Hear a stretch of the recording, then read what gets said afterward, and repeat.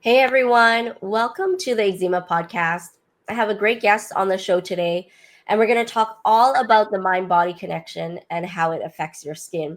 I have Dr. Sean here, and he is on our Eczema Conquerors team, and he is just such a wonderful practitioner on our team who has a lot of experience, close to 20 years of experience, especially in treating kids and adults as well. And I'm just so grateful to have him here today. So, hi, Sean. It's nice to have you. Abby, thank you so much for asking me to do this today. I'm excited to share some information with people that can maybe give them some insight into ways that their health and their skin and their overall health can improve. For sure. And before we get into it, I'd love to hear more about your story because I know you had a bit of eczema too. And what led you to really help people through their skin conditions and help people through eczema? Well, I, I am a naturopathic doctor, and I started out as a speech language pathologist. And having done that work for many years, I realized I wanted to do something more. And my experiences as being a vegetarian for many years kind of led me to naturopathic medicine and made me realize that a more balanced diet is better for me. My experience with acne as a teenager um, uh, led me or put naturopathic medicine kind of or natural healing in my mind. And I've suffered with eczema on my hands and my fingers on and off for many years. And it is directly related. For me, it's related to diet and stressors, which is what what what we're going to be getting into today. And just as an example, I was in the car with my daughter the other day, and she was around Christmas time, and she was buying. Um, no, actually, it was after Christmas, but she was going to some little party where they were giving post Christmas gifts or like a little grab bag that was happening after Christmas, and she wanted to get these freeze dried candies, right? So she was eating them. I said, "Oh, can I taste one?" And I tasted two of them, and it was just pure sugar. And within 5 minutes, I felt my fingers itching. I have the eczemas on my third and fourth fingers, and I felt within 5 minutes after eating those super sweet candies, I felt it. And for me, sugar is a trigger. Sugar, if there's excess sugar, which happens around the holidays, it I feel it in my body. And in my case, there was an imbalance from the holidays, and it I felt it in my fingers. So that's a trigger for me, and that for many of the people I talk to, they have triggers. Or sometimes it's a food trigger, sometimes it's an emotional trigger, but there's something that as you talk to somebody and you take their case, there's there's an underlying story that we need to get at, and those little details that they give me are very beneficial then in creating a plan to help them.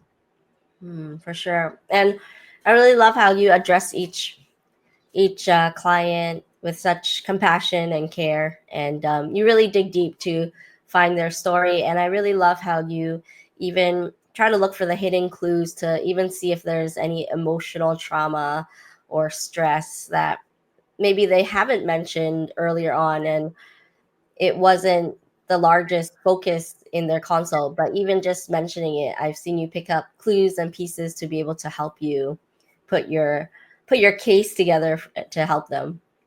Well, there's a quote.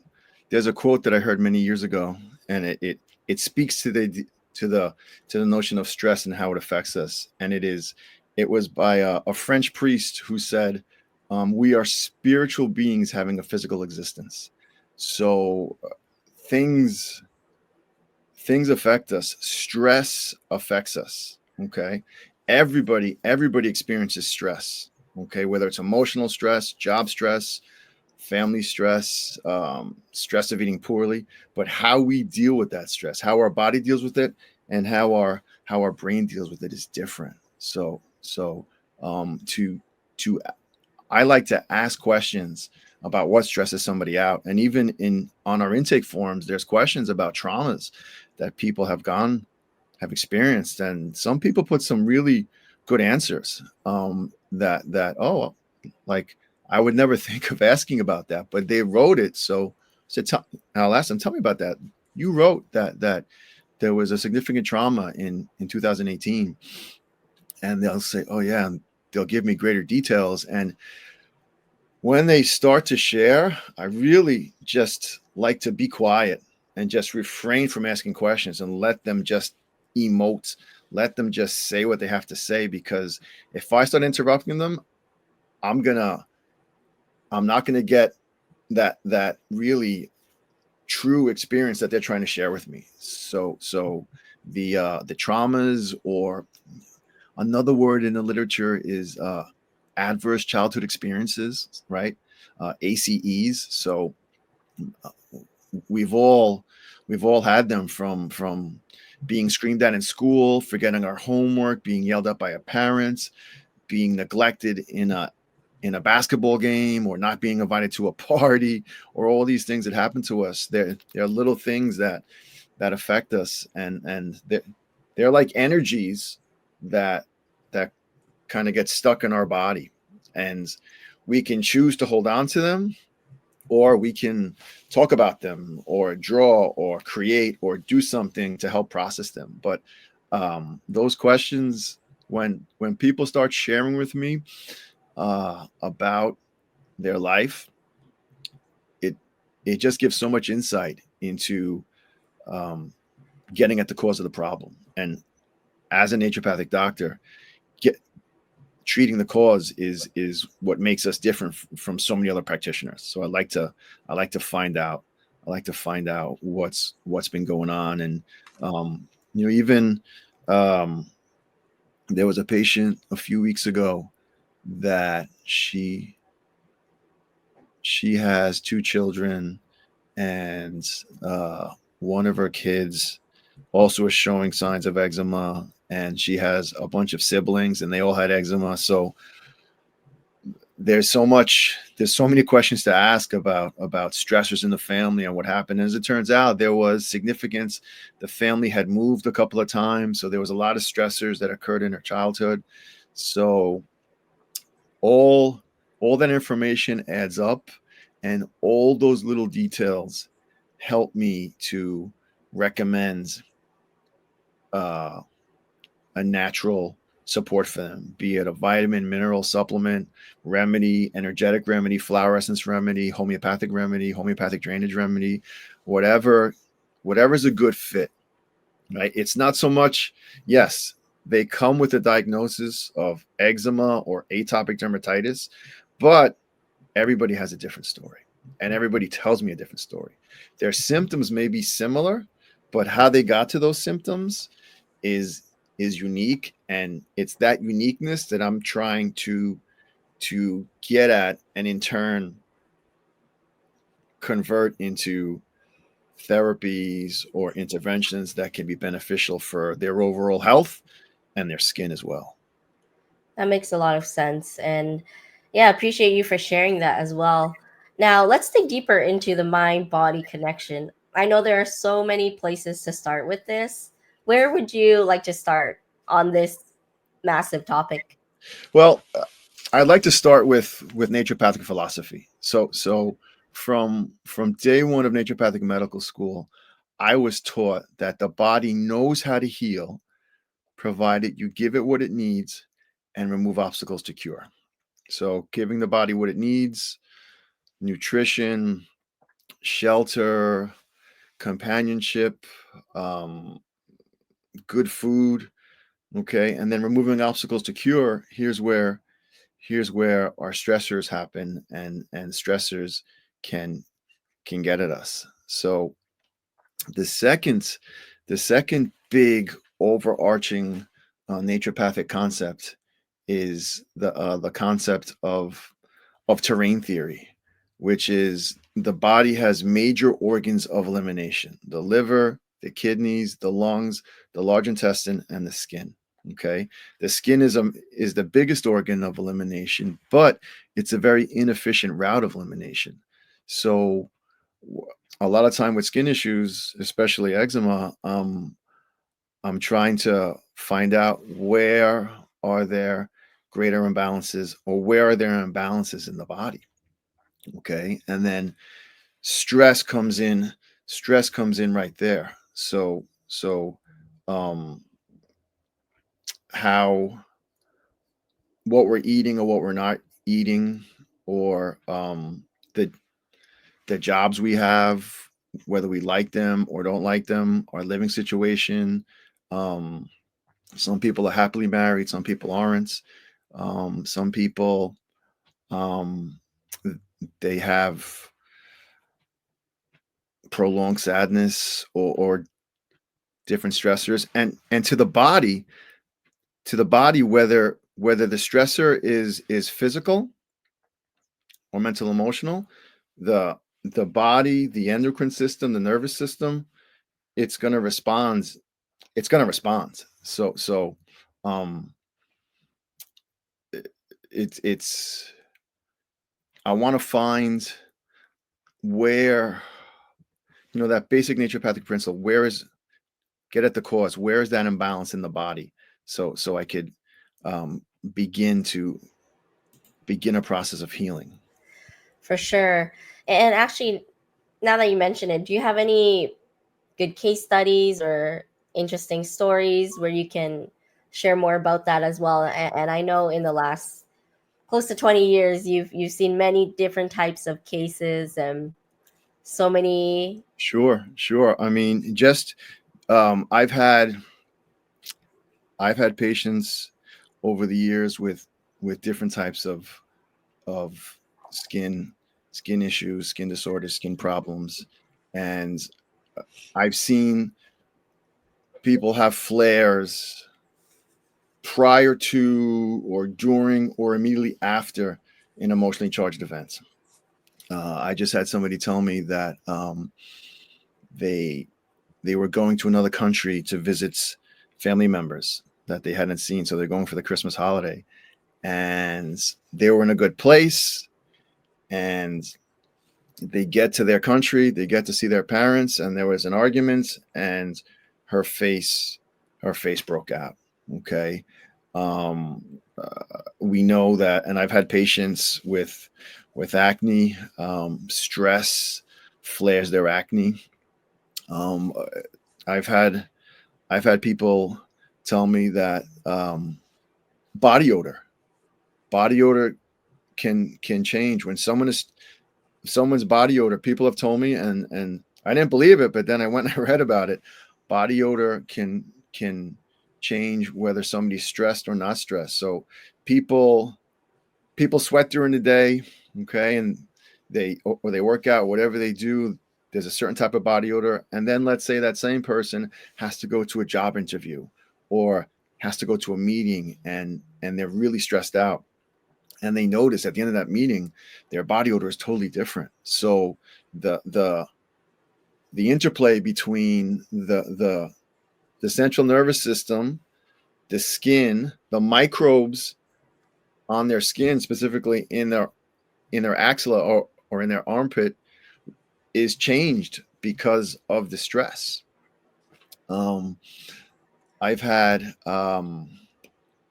students students who are doing final exams, um, their skin flares, and there's a direct connection between um, our skin barrier, how hydrated our skin is, um, the lipid barrier that our skin is.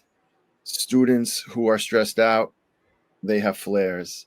Um, People going for interviews, they can have flares. People who have marital issues, or uh, issues with their partner, can can have flares. So I've seen that.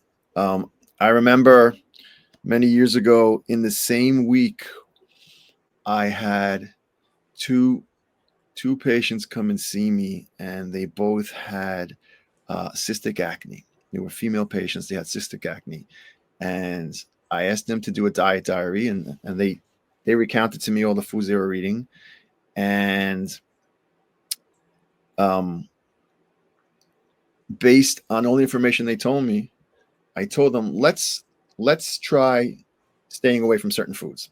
And in their case, so I'm a big fan of the blood type diet, and I've seen the blood type diet help a lot of people.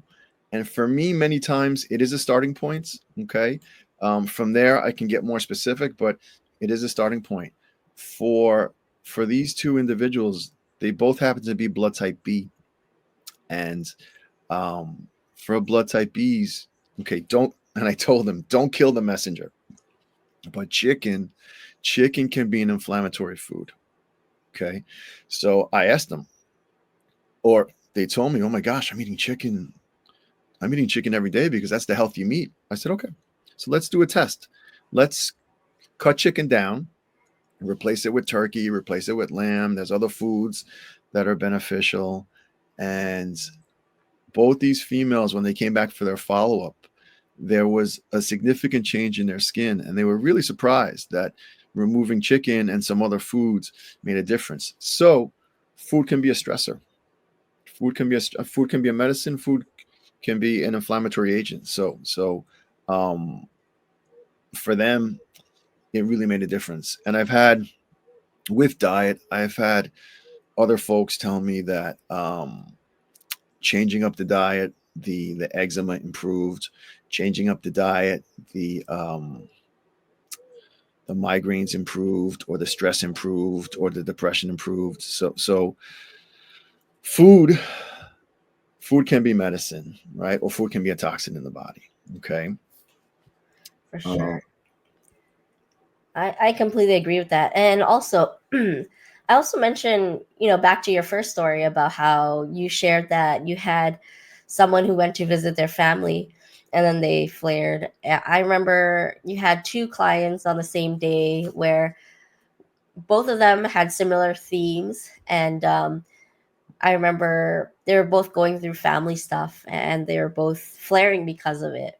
yeah, the one theme was real deep sadness, um, uh, especially with the mother, and the other theme was almost home. It was homesickness.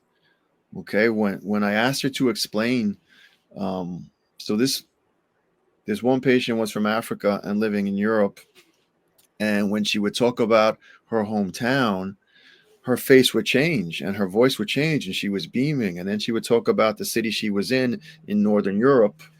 Um, she would say how, oh, the people don't smile, the people aren't friendly, it's cold, nobody goes outside, and there was homesickness and sadness, and um, it had she was flaring because of that.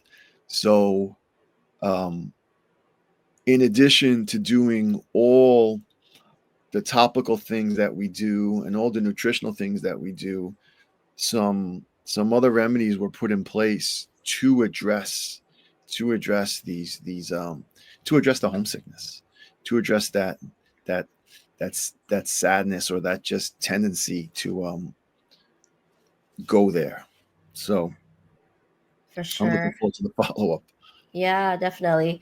We also had one client where she started flaring, and when we talked to her, it turns out that her husband wanted to leave her. And so that triggered a lot of sadness for her. And we like to say that it's almost as if the skin is weeping for us when we go through the grief and trauma. Oh, so yes, the words people use, how they use them, the situations they're in, um, or sometimes people totally avoid a topic, like they won't talk about their partner, and yet when in their history there's significant information about their partner. I remember many years ago, uh, I had a patient and she was having gallbladder issues, and I was familiar with her. She had come in for many appointments, and she seemed really sad. And I asked her, I said, "How you doing today?" And she's like, "I'm okay." I'm like, "You seem sad." And she said, "Why do you ask me that? Why do you say that?" I said, "It's just a question." I said, "It's just an observation." And there was no, I mean, I wasn't offended that she said that. And she told me that she had just broken up with her boyfriend of 3 years. And it was pervasive. I've had family members tell me that they got into a fight with their sibling. These are people in their 60s and 70s. They got into a fight with their sibling, having an argument over taking care of other family members. And cutting words are said or not said. And I remember being told that this person said very hurtful words to her brother. And that night she went to sleep, had a burning sensation in her chest, and was coughing. And in Chinese medicine, in traditional medicine, the lungs have to do with grief and sadness. And I spoke to this person the next day, and they told me how they couldn't sleep, they were coughing, they had a sensation in their chest. And I asked, "Well, what was going on? What was what was on your minds?" And they had told me how they felt a lot of sadness, not so much at the brother, but at the fact that their mother was getting older and nobody was attending to the elderly mom's needs, and it evoked great sadness in this person. So the the the, the reason the reason for the cough wasn't a virus, wasn't a bacteria, wasn't an allergy. It was the emotions just stayed. They just remained in that area for the night, right? And it was only temporary because she was able to talk about it and get it out. And she didn't want to talk about it, but she was able to talk about it and emote and move past it. So talking about it, talking about things is so helpful. Um, Emoting, sharing, getting things out is so helpful. Like I said before, people have different ways of dealing with stress. One of the ways people deal is by not dealing and by just holding on to everything. And it things can get stuck in the body. Like these energies can get stuck in the body. Many years ago, I studied craniosacral therapy, and which is a type of body work. And we were there's a particular protocol where you do different releases. It's a hands-on therapy, gentle hands-on therapy, and at, there's different points on the body, in the muscles, and in the fascia. The fascia is a connective tissue that lays over the muscles and the organs. It's one sheath that goes through the body. So you would find areas of restriction, and many times I would find a spot on someone's body, and sometimes they would have a memory, or sometimes they wouldn't have a memory, or I would see tears coming down their face. And I said, "Are you okay?" And like, "Yeah, I'm just remembering something." And they tell me a few days later, like, "Oh, when you were touching my shoulder, I I I remembered." Uh, they had a memory of something, and they were able to process it. So I think I think that the craniosacral therapy is a nice therapy, but also too, what's more important is that us as practitioners, we create a space where people can share. And I tell people, okay, this is a judgment-free zone. You could say something. I'm not going to go, oh, I can't believe you did that. Or I can't believe you ate that. No, because I'm not the food police. I'm not perfect. Um, I want, I want people to be able to share essentially a judgment-free zone and share their story. And then I could use that information to help them.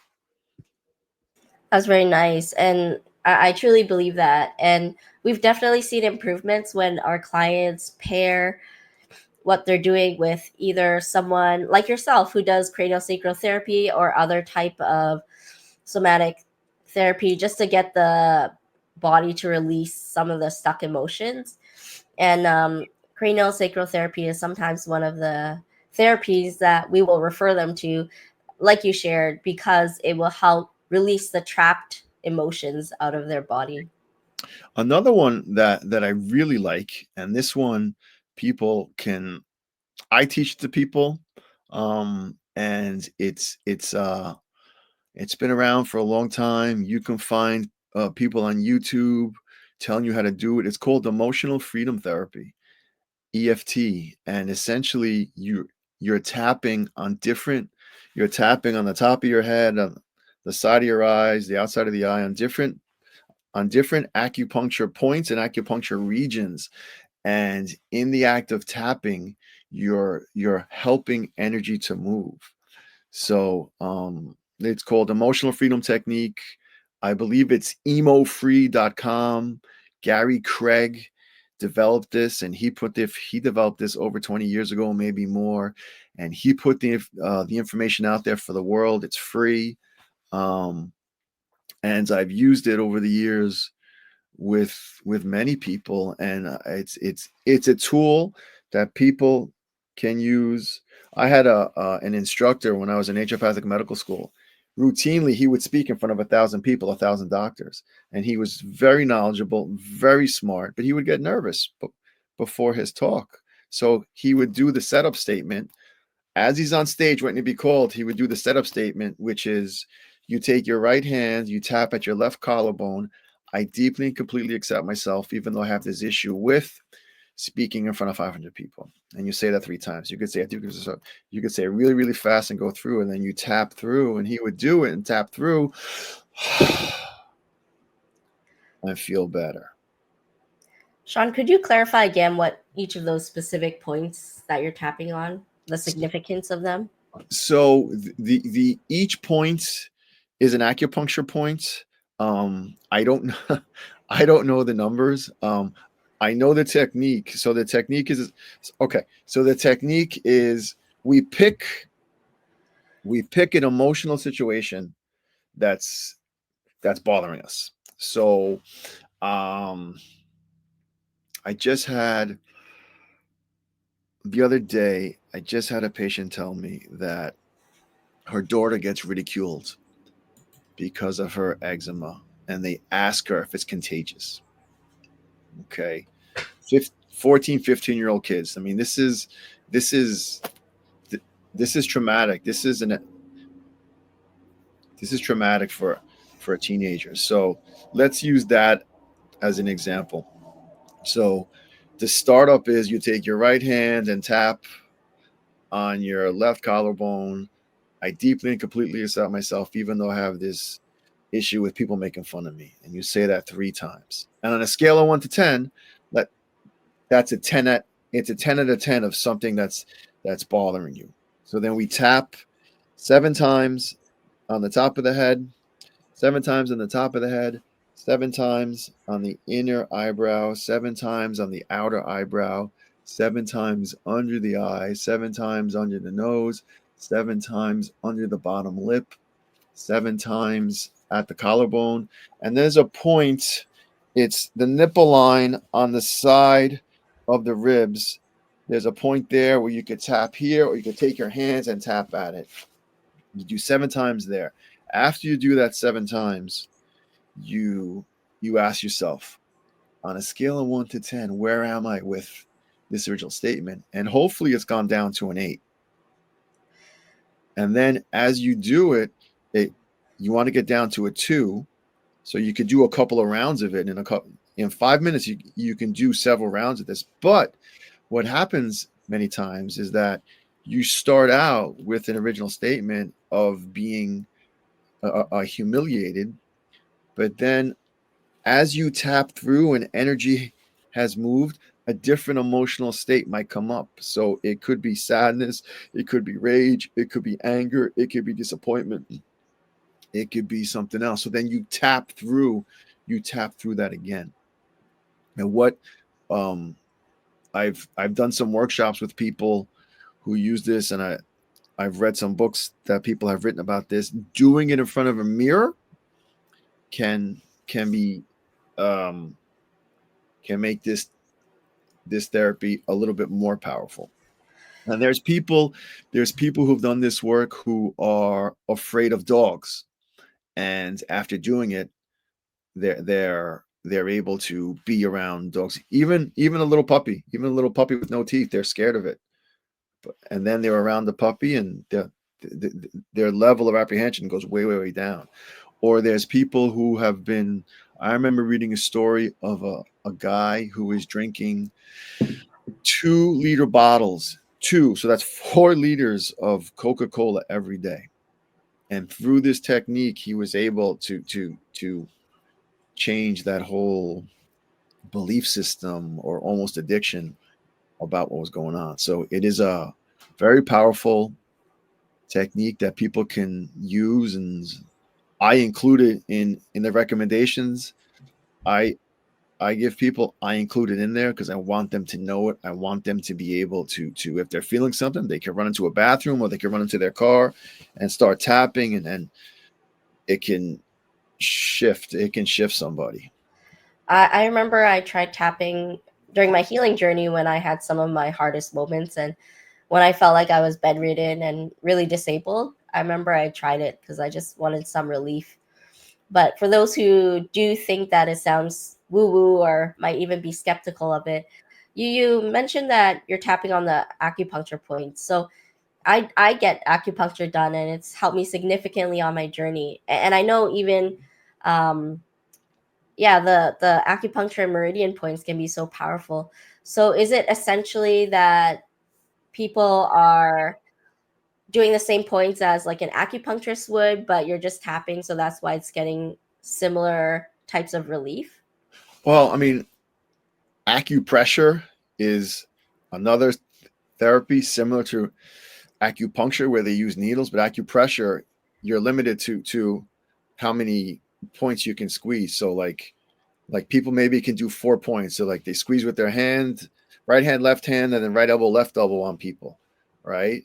So it's by by tapping those points, energy is able to move.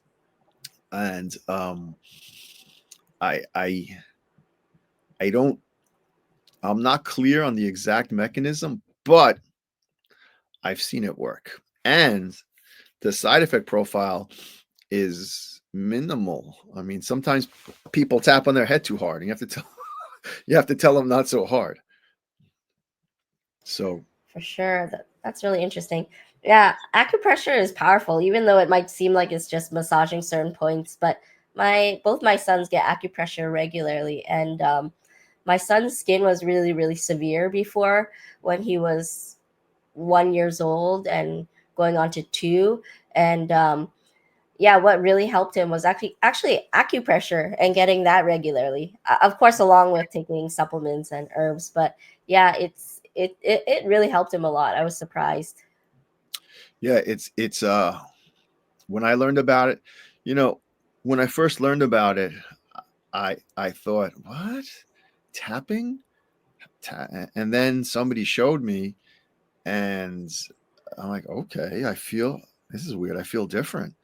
And then people I respect and people I trust were recommending it to their patients. So I'm like, he's recommending to his patients? Wow. So it it just my own experience and seeing others do it. Now it's something that I incorporate and tell people. And um, I tell people all the time, I can't make them do anything. I can offer suggestion that is based on experience, that has been helpful, and I I presented to them, and I hope they can benefit from it. Another one is doing a litany of gratitude, where people say, I am so grateful and thankful for boom, and you name it. I am so grateful and thankful for, like sometimes people are really stuck, and you know they can start with, I am so grateful and thankful for this chair I'm in. I am so grateful and thankful for the sweater I'm wearing. I am so grateful and thankful for for this warm day. But if people are feeling really out of sorts or sad, a litany of gratitude puts the brain in a more it changes the brain waves. Dr. Joe Dispenza has written some books, and he has touched upon this, where it puts the brain waves can change, and it it when you're in a state of gratitude, it's really hard for other emotional states to be there at the same time. So doing, like, people, some people do it when they wake up. I remember listening to the radio many years ago, and there was a Franciscan priest in New York City who ran a homeless mission, and he would routinely have 300 guys, it was for men, come to his center every day to get meals. And this was his life. He ministered to them. There was a community center, and he did groups, and he said mass. He did all the things that a Franciscan does. And he said in this interview, the way he started his day was he did a litany of gratitude. He said it took him an hour. So he would, I am so grateful, thankful for my mother. I am so grateful, thankful for my father. I'm so grateful, thankful for my superiors. I'm so grateful and thankful. And he would go through, and it supercharged his day. So even if somebody does that for 5 minutes, it's gonna put them in a more positive state, and it can help that morning go by that much easier, or help them deal with whatever they're dealing with, whether it's nighttime or before bed. It's something that can be incredibly beneficial. That's very interesting because I think not enough of us place emphasis on how powerful gratitude can change your mindset, especially when many of us are going through the flares. A lot of us are often thinking about how discouraging and disheartening it is to go through it. And I know myself, I had severe depression and suicidal thoughts when I was going through the hardest times. And so I had to put my mind in that state where I had to believe I could heal and also flip it around. So I was trying to incorporate gratitude practices like you said, Sean. And I remember Oprah Winfrey had a list of like encouraging people to do like a top 5 list of gratitude items every night. And so I remember I was trying to do that, and yeah, it definitely helped. Yeah, and it's another one that's people. It's a freebie. People just have to remember. They have to remember to do it. And there's there's lots written about that. When you intend well for others, the people you intend for get better, and also you get benefit from being altruistic, and being thinking of others. So yes, you want others to get well, but it also comes back to you. So when people do that gratitude, I'm so grateful and thankful for my teacher. I'm so grateful and thankful for my supervisor. I am so grateful and thankful for this building. I'm so grateful and thankful for the maintenance staff, right?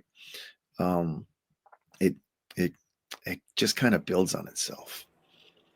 For sure, for sure. And all these powerful practices to help support your emotional health and mental health, it's so important, and many of us don't always incorporate it. And yeah, it's powerful. So it's great that even in your protocols and treatment plans when you're working with clients, that you are mindful of their emotions. And I think that is one of your strengths as well when you're working Thank with clients. thank you. I mentioned before that sometimes there's very specific remedies that that can be helpful, and one of the remedies that I was introduced to very early on in my naturopathic career, and for this I was highly skeptical. I was very skeptical. is flower essences. I was exposed to Bach flower essences, and I remember reading about them before I went to naturopathic medical school, and I just thought it was borderline nonsense. And um, I remember being a first year naturopathic student and meeting doctors who were using them in their practice. And I said, okay, maybe I need to take a different look at this. And then as I continued my training, there were several doctors that I worked with, very, very smart people who were using them for all their patients. And I said, okay, I'm going to learn about this. And, um, Dr. Bach was a Welsh medical doctor, homeopath in the early 1900s who wrote some books. And these books are all, they're over 100 years old, so they're in the public domain. Like you can find them on different websites. But he talked about 38 different flowers that were from the English and Welsh countryside that he turned into remedies. And essentially, what he did was he picked the flowers uh, at at their most beautiful stage. He put them in a glass bowl with spring water.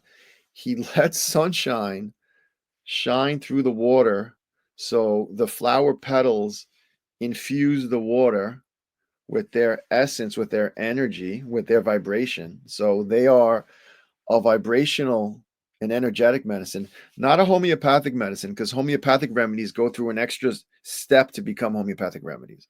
But so they're both energetic, but flower essences are not homeopathic. So he would put the flowers in the water in a glass bowl in spring water and then pour off the liquid into a container and preserve it with a little brandy. And he was able to figure out or intuit what each flower was for. And his most famous blend is called Rescue Remedy, 5 flower formula or Rescue Remedy, which is widely available in, they preserve flower essences in brandy. So they make one that has no brandy for children. They make little it's called pastilles, like little like candies or lozenges, I guess, that people can suck on. But each remedy addresses a specific emotional state. And over the years, I've had many people tell me that after blending a remedy, they would tell me, "What did you put in this bottle?" And I said, "Oh, it's just like, yeah, I know what you wrote on it." But I said, "Well, they're flower essences." And they said, "Every time I take it, I just feel a little, whether it's they get a little charge of courage or a little charge of being able to relax a little bit." And a colleague of mine explained it to me really nicely. And they said, "Have you ever heard your favorite song?" And I'll ask people, I said, "Have you ever heard your favorite song?" And they're like, I'm like, "Well, what's your favorite song?" And they tell me. I said, "So you hear that song?" I said, "Do you feel different? Do you feel happy? Do you feel change?" She's like, "Yeah, I feel like, song takes me back to whatever year." I said, "Well, a flower essence can do the same thing. A flower essence can have a deep healing effect. It can have a bouncing effect. It can have, if the issue is cowardice, it could help you feel courageous. If the issue is I don't feel accepted, it can help you feel acceptance. If the issue is disappointment, it can help you feel more positive. If the issue is that I'm a procrastinator, it can help you take a step to get things done." And um so many times within the first 5 minutes after somebody has told me all their skin symptoms, I said, "Well, tell me more." Then I start to hear the emotional stuff, and I take notes. I'm like, okay, I'm thinking of this flower essence or that flower essence. So there's Dr. Bach made 38 different flower essences. Um, the Flower Essence Society, this is or North American Flower Essences, they have over 100 flower essences that we can choose from. There's other There's Columbia Gorge flower essences. There's Alaskan flower essences. There's Perelandra in Virginia flower essences. There's Mother Mary flower essences. There's all these other systems. There's a guy in Tennessee, Flora Alive. He's got some really unique flower essences. So there's all these remedies out there that can be part of someone's healing. Right? Like you said before with your son, the acupressure helped him, but he was still eating a good diet. He was doing the things to help his skin. He was doing the topicals to help with the pH of the skin. He was hydrating and moisturizing, doing all this great stuff. But sometimes the missing piece is getting at somebody's mental emotional stressors, or getting at somebody's that feeling they carry around with them all the time, getting at that. And with the flower essence, you can my sister called me. My sister's a chiropractor. She called me about a month ago because my nephew was giving her a hard time to take the school bus. And I said, well, tell me what's going on. And I've spent lots of time with my nephew, so I understand the situation. He's a beautiful child. And I said, okay, tell me what's going on. And I kept asking her questions, and I realized he needed a remedy and she needed a remedy, because he's very, very bright, very verbal, very good with words, and it would trigger her. So the two of them were triggering each other. And she called me.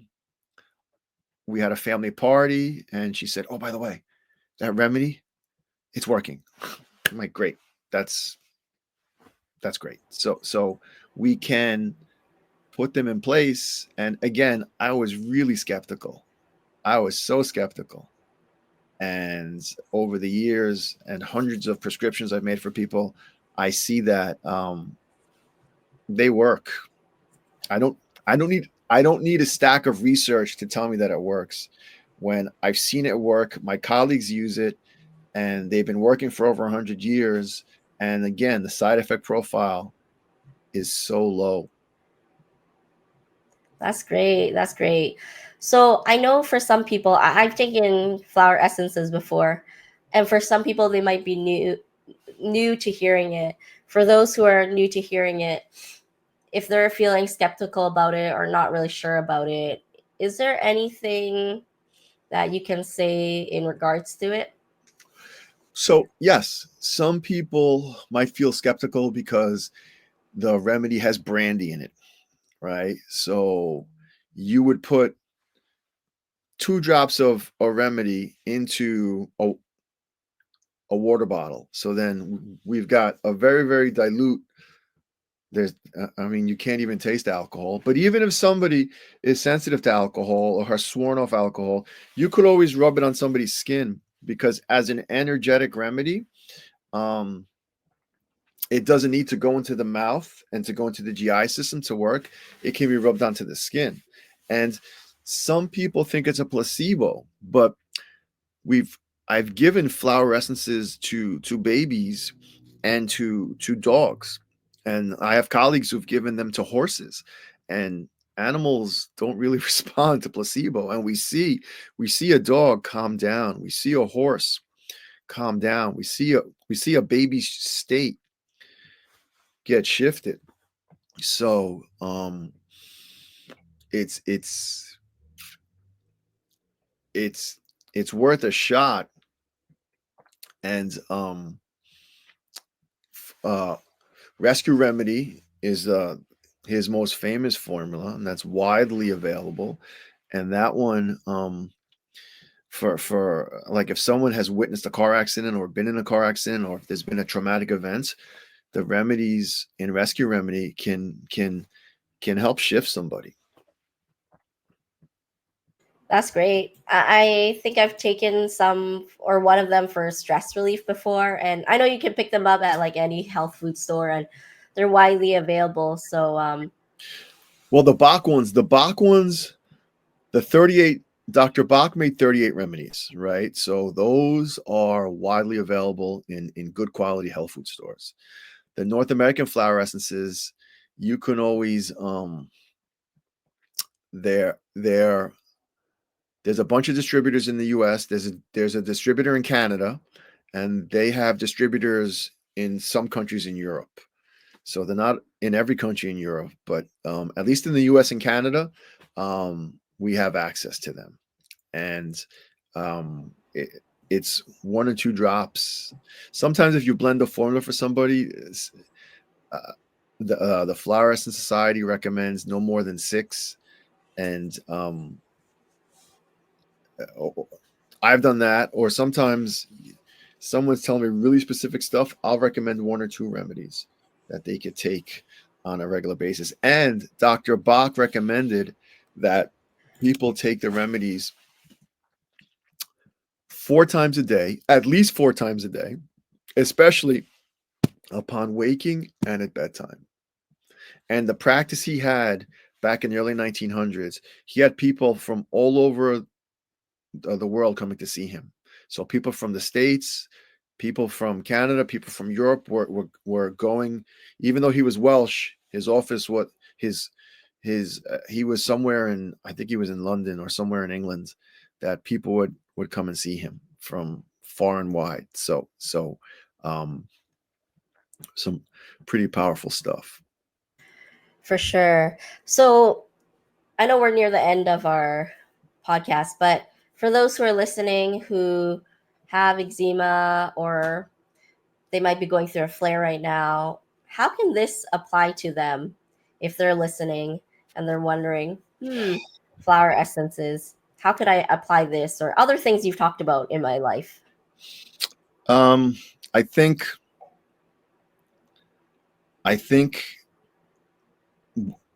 asking themselves what's going on, what's going on right now, what's different, what is there something, you know, I think there's meaning that can be extracted from someone suffering, but what's their situation? Okay, what is stressing them? What's their work like? What's their what is what's the what is that one thought, that one idea that they keep having in their head with regards to their healing? So if uh, I always like to review what somebody's taking, what supplements they're taking, to make sure they're a good fit. um I like to see if they're taking um any homeopathic remedies, to see what the dose is, because sometimes people will find, they'll hear about a remedy online and they'll get a whopping dose of it that could potentially be aggravating, when in fact a much smaller dose could be just what they needed. And some people are sensitive, so um, sensitive people, we don't want to give them big aggressive doses of remedies. I want to review what they're eating. I want to review what topicals they're taking. um, but it's what what are the stressors, what's going on, what what are what is the the arguments they have with themselves or with others that happen on a consistent basis. um, and how what what are their coping mechanisms? So what are they? Do they cope by working out? Do they cope by smoking? Do they cope by drinking? Do they cope by clamming up? um, what what are they doing? So with that information, things can open up, and perhaps we can get insight into um, helping to push the body back to balance. And again, everybody's different, and for some people respond super quickly, and some people, it's peeling back the layer of the onion really slowly. And um, that part I have no control over, and I am very sympathetic to to to someone suffering, and we want them to get better, but it's a lot of times for some difficult cases, we just have to keep asking questions, and then hit the books, and try to find remedies that fit the profile of the actual person. Yes, they have eczema or atopic dermatitis, but to find a remedy that fits them. For sure. It sounds like something that's difficult for someone to do on their own. And I only say this because a lot of times when we have clients who come to see us, a lot of people have tried DIY and doing a lot of things themselves, but a lot of times they haven't really reached a thing that helps hit the mark. And I feel like, especially when they're able to work with someone like you, at least you can kind of pick up clues and then point it out to them that they might not even notice caused a flare. Like if it was a certain emotion or trauma, or like let's say you mentioned someone flared when they saw their family and they didn't approve of their significant other, as an example. Yeah. There's things you can pick up that someone might not even see on their own too, and you can actually help unpack their unique eczema story, which is nice. Yeah, and even I've spoken to colleagues about issues, and just I had knee pain a couple of years ago, and I had heard about kinesio tape and different types of tape, and I read about it, and some people said it was great, and some people said it was garbage. And then I called a friend of mine who's a physical therapist, and she does this work. She does a lot of this work, and she told me how to tape my knee. And oh my goodness, putting the tape on my knee, it felt so much better. And I had the tape for a month, so I wish I would have called her once I got it, because the way she explained it and the way she said how it works, it's what I needed to hear. So I was open to receiving the information, right? And the what I've noticed in my practice is that the the the patients that have been the most successful and have made the most changes are motivated and are open. They follow through on things. They come they follow up in 4 weeks, 5 weeks. They ask questions, and they're open to making changes. And um, sometimes I'll make recommendations and they don't work, and then, okay, what did I miss? So I keep asking questions. I'm like, okay, this is new information, we put it in there. But in that process of observing change, being open, that's where I've seen people make a lot of changes, and sticking to it, staying on the plan.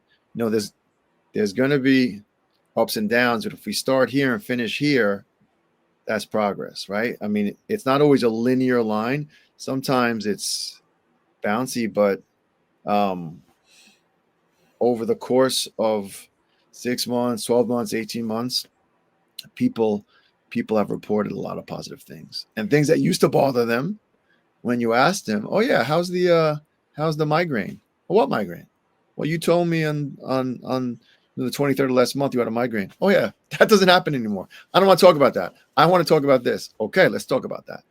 So, um, That's great. it's the process. For sure. That you shared a lot of great information today, Sean. And for anyone who's interested in working with us and our team, you're welcome to book a complimentary breakthrough call with one of the eczema advisors on our team who have all been through eczema before or topical steroid withdrawal. And they'd love to share more about our program and how we work with our clients. So you can click the link in the description for that. Any last words that you want to add, Sean, before we end today? Thank you. Thank you for asking me to do this. My daughter's swim coach tells her you have to be comfortable with being uncomfortable. So when you ask, I felt uncomfortable, but I just pushed myself, and I'm so glad I did, because I was able to share and talk to you, and hopefully somebody can hear this and want to call and whether they make an appointment with me or somebody else, if they can get some help. I mean, I became a naturopathic doctor so I could help people. So hopefully in doing this, somebody's getting benefit. So For sure. Our goal is always to help people and see people feel better. And that's why Eczema Conquerors exists. And that's our main goal, is to see as many people heal from eczema and topical steroid withdrawal as much as possible. well, thank you. Thank you everyone for tuning in, and feel free to reach out to me everywhere, anywhere on social media at Eczema Conquerors. And once again, if you're interested in working with our team, you can book a complimentary breakthrough call, and we'd love to support you and help you as well. Take care, and I hope you have a great day. Thank you.